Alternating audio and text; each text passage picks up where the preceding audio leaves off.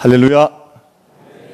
우리 좌우에 계신 분들과 함께 잠시 인사 나누겠습니다. 평강 있으시길 바랍니다. 우리 그렇게 인사하겠습니다. 평강 있으시길 바랍니다.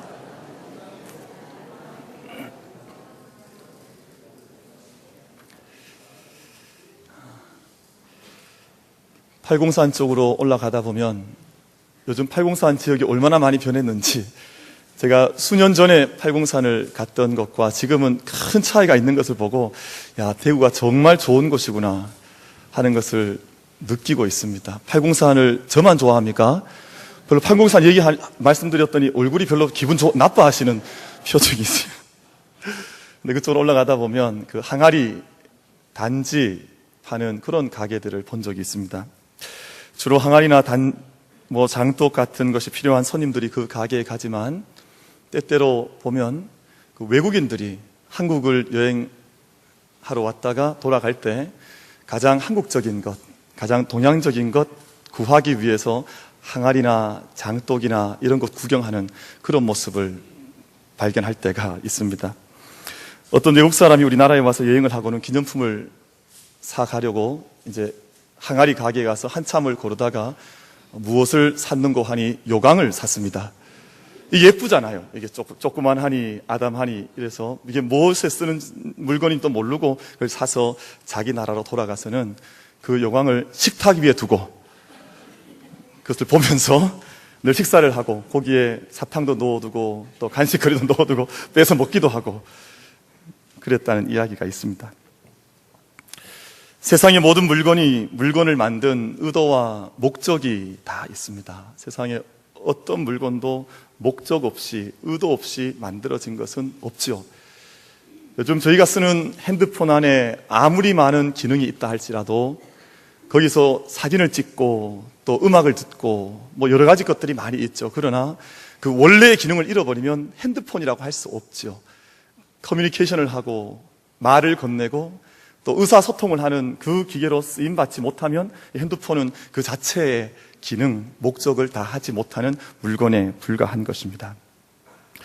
사랑하는 성도 여러분, 교회도 마찬가지입니다. 교회도 교회의 주인 되신 주님께서 이 교회를 세워주신 목적과 의미와 의도가 이 땅 가운데 반드시 있다고 믿습니다. 예수님께서 교회의 주인이신데, 예수님께서 이 땅에 왜 교회를 세우셨는가? 분명한 목적, 분명한 주님의 뜻이 있다는 것입니다. 예수님께서 십자가에 달리셨다가 부활하신 후에 승천하시기까지 40일 동안 이 땅 가운데 승천전 머무르셨던 시간이 있습니다. 근데 이 40일 동안은 예수님께서 돌아가시기 전의 모습과는 다른 공생애와는 다른 40일간의 시간을 보내셨는데, 예수님께서 공생애 40일 기간은 병자를 고쳐주시기도 하고 또 많은 이들을 모아서 대중들, 많은 무리들 앞에서 메시지를 전하기도 하시고 여러 가지 기적을 베풀어 주기도 하셨죠. 그러나 부활하신 이후에 40일 동안은 그런 일체의 일을 다 하지 않으셨고 오직 제자들을 찾아다니시며 만나는 일을 하셨습니다. 그러니까 전 공생애와는 다른 공생애의 삶을 예수님께서 살으신 것이죠. 제자들을 만나서 격려해 주시고 그들이 어떻게 이 땅 가운데 교회를 이루어 가야 할지, 어떤 마음으로 또 어떤 영적 모습으로 이 땅 가운데 교회를 세워가야 하는지, 교회의 목적이 무엇인지를 예수님께서 제자들을 만나시면서 가르쳐 주셨습니다.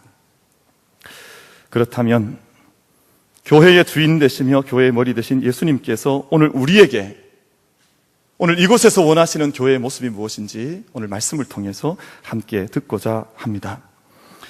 예수님께서 십자가에 죽으시고 무덤에 장사되셨습니다. 그런데 며칠이 지나지 않아서 그 무덤 문이 열려져 버렸고 예수님의 시신이 없어졌다고 하는 소식을 제자들이 마리아를 통해서 듣게 되었습니다.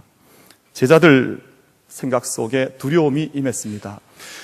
우리의 스승을 잃어버린 지 며칠 되지 않았는데, 우리의 선생님도 유대 지도자들에 의해서 죽임을 당했는데 이제 그 시신이 없어졌다고 하니 그 시신이 없어진 모든 이유를 우리들에게 덮어 씌워서 우리 역시 예수님처럼 죽음을 당하게 되는 것이 아닌가 하는 그런 두려운 마음을 제자들이 가지게 되었습니다. 스승이 없어졌지요. 유대 당국자들은 자기들을 잡으려고 죽이려고 하지요. 그리고 자기들 동료들 속에서, 제자들 같은 그룹 속에서 가룟유다와 같은 자가 나와서 예수님 선생을 팔아버렸죠. 이젠 선생님도 잃어버리고 위협을 당하고 그리고 같은 동료들 사이에서도, 같은 제자 그룹들 동아리 사이에서도 믿을 수 없는 일들이 일어나지요.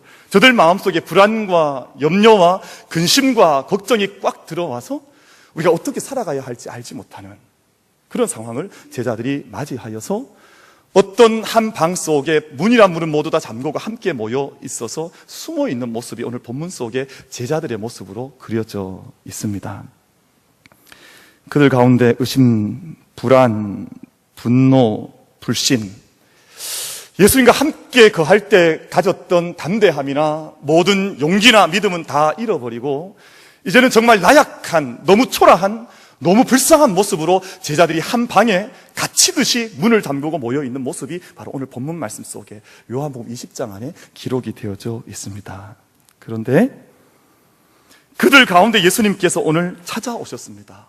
부활하신 모습으로, 새로워진 모습으로 부활의 몸을 입고, 비록 손에는 못자국이 있고 옆구리에는 창자국이 있지만 그 모습 그대로 신비로운 방법으로 그 모여있던 제자들 가운데 예수님께서 들어오셔서 말씀하시기를 너에게 평강이 있을지어다, 너에게 평강이 있을지어다. 주님께서 그 제자들에게 그렇게 말씀을 하셨습니다. 제자들이 못 박힌 예수님의 손을 바라보고 또 창에 찔리셨던 예수님의 옆구리를 바라보면서 분명히 십자가에 돌아가셨고 무덤에 묻히셨던 그 우리의 선생님이신데 그 스승께서, 예수님께서, 주님께서 오늘 우리들 가운데 신비로운 방법으로 부활의 몸을 덧입고 이 자리에 함께 와 계신 것을 제자들이 바라보게 되면서 아마 처음에는 이게 무슨 일인가, 그들이 그 사건을 이해하지는 못한 채 어리벙벙했겠지만 그 직후에 그들 가운데 기쁨이 임하고 그들 가운데 믿음이 임하고 그들 가운데 새로운 마음의 은혜가 임하는 것을 그 제자들이 경험을 하게 되었습니다. 사랑하는 성도 여러분, 두려움의 마음이 변해서 기쁨의 마음으로 변하는 것, 예수님께서 임재하시면 우리의 모든 인간적인 두려움들과 환경은 그대로 있다 할지라도 우리의 영혼의 자세와 영적인 모습들과 우리의 속사람은 새롭게 변화가 되는 줄로 믿습니다. 제자들에게 유대인의 위협이 사라진 것도 아니었습니다. 여기서 유대인이라고 본문에서 말씀하고 있습니다만 이 유대인은 유대 지도자들이지요. 유대 지도자들의 위협이 없어진 것도 아니고 생명의 위협이 없어진 것도 아니었습니다. 세상이 고단하고 슬픔 가운데 있고 해결할 수 없을 것만 같은 세상의 문제는 그대로 남아있지만 그럼에도 불구하고 예수께서 그들과 함께 계실 때 그 제자들에게 두려움이 변하여 기쁨이 되고 절망이 변하여 희망이 되고 슬픔이 변하여 찬송이 된 줄로 믿습니다. 오늘 우리 사랑하는 성도들께서도 어떤 삶의 모습으로 이 자리에 나오셨는지 제가 다 헤아릴 수는 없지만 이 자리에 그 방에 찾아오셨던 예수님께서 이 가운데 임하신 임마누엘의 사건과 역사 속에 우리도 함께 참여함으로 주님께서 평강이 있을지어다 말씀하셨던 그 평강과 임마누엘과 샬롬의 은혜를 우리가 함께 얻고 누릴 수 있는 이 자리가 될 수 있게 되기를 간절히 바랍니다. 그러므로 예수님께서 원하시는 교회는 평강이 흘러가는 교회입니다. 예수님께서 이 땅 가운데 오셔서 이 세상에 이 어려운 가운데 교회를 세워주신 것은 교회를 통해서 사랑하는 성도들이 평강과 기쁨을 넘치도록 맛보는 교회가 되기를 원하는 것입니다. 이 시간 예배를 통해서 여러분 어떤 두려움이 있진 않으셨습니까? 어떤 염려를 하고 오진 않으셨습니까? 우리가 어떤 마음의 조건으로 주님 앞에 나아오셨던지 간에 우리의 모든 짐을 주님 앞에 온전히 내려놓고 주님께서 우리에게 선포하신 평강이 있을지어다 하신 그 평강을 함께 맛볼 수 있는 이 예배의 자리가 되기를 간절히 바라겠습니다. 우리 시간 찬송 한번 같이 드렸으면 좋겠습니다. 평안을 너에게 주노라. 우리 찬양 우리 한번 주님의 음성을 우리가 함께 듣는 마음으로 평안을 너에게 주노라. 우리 한번 같이 찬양을 한번 드리겠습니다.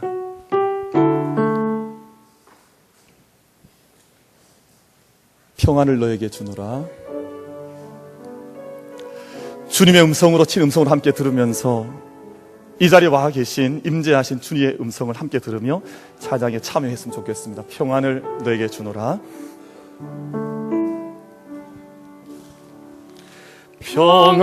평안을 너에게 주노라. 세상이 줄 수 없는 세상이 알 수도 없는 평안, 평안,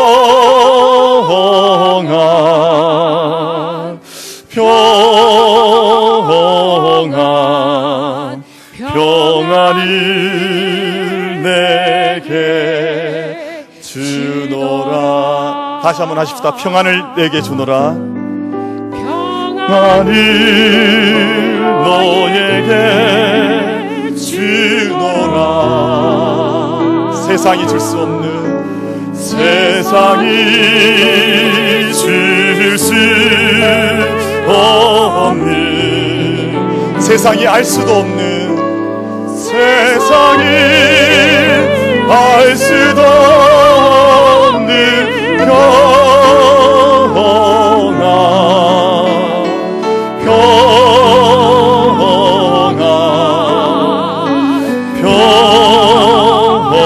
평안, 평안이 내게 주노라.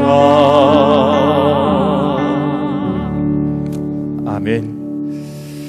오늘 제자들의 모습을 보면 저들이 문을 안으로부터 걸어 잠그고 그 문 안에, 방 안에 갇혀 있었습니다. 이유는 한 가지입니다. 세상을 마주대할 용기가 없었기 때문입니다. 세상으로 나아가서 세상의 믿음을 가지고 나의 스승 되셨던 예수 그리스도가 남겼던 그 믿음을 가지고 세상에 나아갈 능력도 용기도 없었기 때문입니다.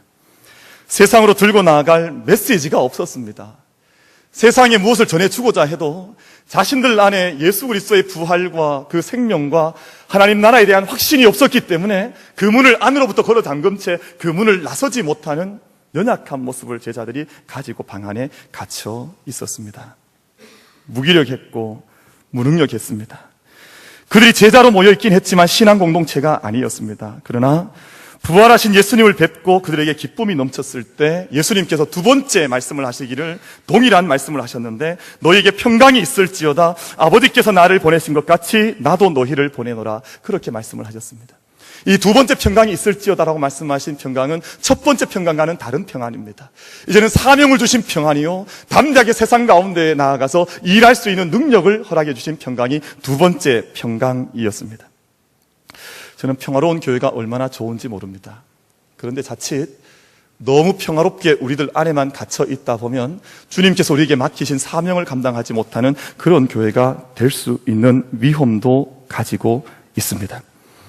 교회 울타리 안에 갇혀 있는 교회가 아니라 선교하는 교회가 되어져서 우리가 보내는 교회가 되기도 하고 보냄을 받는 교회가 되기도 해서, 예수님께서 이 땅 가운데 이 교회를 세워주신 것은 마냥 우리 안에 울타리 안에 갇혀서 평안만을 맛보는 교회가 되기를 원하는 것이 아니라, 이 교회 울타리를 넘어가서 세상 가운데로 뛰어들어가 세상을 위해서 그리스도의 복음과 생명을 전하는 그러한 교회로 우리가 함께 쓰임받는 역사가 우리 만민교회를 통해서 이루어지게 되기를 간절히 바라겠습니다.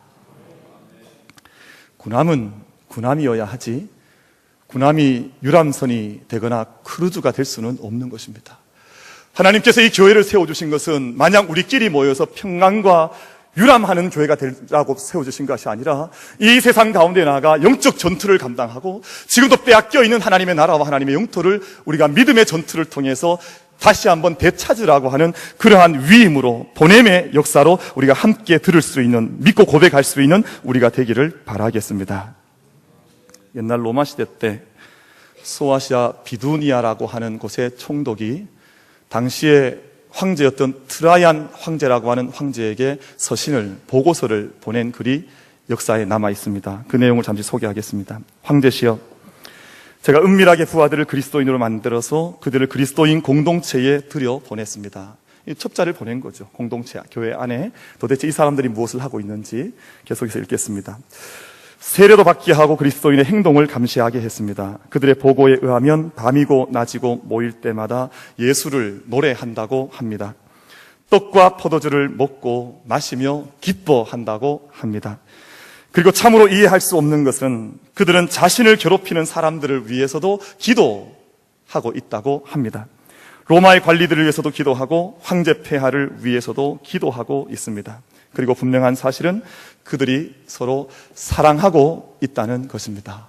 이 첩자를 보내봤더니 그 안에 여러 가지 다른, 세상과는 다른 일들이 일어나는데 성찬식을 행하고 또 예수 그리스도의 이름 때문에 날마다 기뻐하고 그 안에 세상을 위해서 기도하는, 황제를 위해서 기도하기도 하고 총독을 위해서 기도하기도 하는, 그들이 서로 사랑하고 있는 역사들이 그 공동체 안에 일어나고 있다고 하는 것을 총독이 황제에게 보고서를 보낸 것입니다. 사랑하는 성도 여러분, 오늘 우리 교회가 자리 잡고 있는 이 세상은 어두운 세상입니다. 우리가 매일매일 경험해 나가듯이 우리에게 기쁨의 소식을 전해주는 것보다 우리의 영혼을 날마다 어두운 곳으로 이끌어가는 세상의 어두운 소문이 훨씬 더 많은 땅이 이 땅입니다. 그러나 고대도 그랬고 중세도 그랬고 지금 현재도 그러하고 교회는 이 땅 가운데 별과 같이 빛나는 곳이 되어서 예수 그리스도의 사랑과 구원의 메시지를 세상 가운데 담대히 전하고 선교하는 군함과 같은 교회가 되어야 될 줄로 믿습니다. 우리 교회가 사랑을 우리 교회 안에서 충분히 주고받을 뿐만 아니라 이 세상 가운데로 우리가 깊이 들어가 사람을 보내기도 하고 또한 보냄을 받기도 하여서 이 세상 가운데 하나님께서 이 땅을 구원하시기를 원하신다고 하는 그 선교의 메시지, 전도의 메시지, 생명의 메시지, 예수 그리스도의 이름을 이 세상 가운데 전할 수 있는 선교하는 교회로 우리가 보냄받을 수 있게 되기를 바라겠습니다. 마지막으로 예수님께서 제자들을 세상에 보내실 때 오늘 본문 말씀을 보면 거저 보내신 것이 아니라 능력을 주시고 또 죄를 사하는 권세도 주시면서 세상 가운데로 제자들을 보내어 주셨습니다. 22절 말씀을 보면 예수님께서 제자들을 향해서 숨을 내쉬면서 성령을 받으라, 그렇게 말씀을 하셨습니다. 아마 호흡을 크게 하신 이후에 크게 후 하고 숨을 내뱉으신 것 같습니다. 우리가 창세기 2장 말씀을 보면 아담의 코에 생기를 불어넣으신 하나님의 모습과 같은 모습이 오늘 본문에 기록이 되어져 있습니다. 사람의 외적인 모습은 갖췄으되 정말 참된 사람은 아니었던 아담에게 하나님께서 호흡을 불어넣어 주시면서 생명이 되게 하셨던 것처럼 오늘 주님께서 제자들에게 성령의 생기를 부어넣어 주시고 성령의 능력을 불어넣어 주시면서 이 땅 가운데 성령의 사람으로 사명을 감당할 수 있도록 그들에게 성령의 충만함을 주시는 모습이 기록이 되어져 있습니다. 그리고 또 한 가지 엄청난 능력을 주시는데 바로 죄사함의 권세를, 죄사함의 능력을 예수님께서 제자들에게 부여해 주셨습니다. 사명을 주시면서 성령의 능력을 주시면서 전권을 위임해서 세상 가운데 제자들을 파송하시는 장면이 본문의 말씀의 주제인 것입니다. 예수님께서 오늘 또 우리에게 이곳에 현재적으로 임하여 주셔서 이 시간 이곳에 찾아와 주셔서 우리에게 성령도 주시고 우리에게 성령의 죄사함의 권능도 부어 주시는 줄로 믿습니다. 사랑하는 성도 여러분, 사단이 역사를 하면 생명을 죽이는 일이 일어나는, 생명을 죽이는 영이 사단의 영이지 않습니까? 연합을 깨뜨리고 이간질하는 영이요 근심케 하는 영입니다. 그러나 성령께서 우리 가운데 임하시고 우리 가운데 역사해 주시면 생명을 얻게 되고 하나로 연합하게 되어지고 하나님께서 세상이 감당할 수 없는 기쁨과 평강을 우리에게 주시는 그 영이 바로 성령의 능력인 줄로 믿습니다. 오늘 우리가 성령 강림주의를 맞이하고 또한 성찬식을 주님 앞에서 감당하면서 예수 그리스도의 이름 앞에 그분의 임재하심 앞에 우리가 함께 걸어가 그분께서 우리에게 선물로 허락하신 보혜사 성령의 임재하심을 우리가 함께 얻고 누릴 수 있는, 약속받고 능력받을 수 있는 우리 모두가 되기를 간절히 바랍니다. 그래서 예수님께서 원하시는 교회는 이런 교회일 것입니다.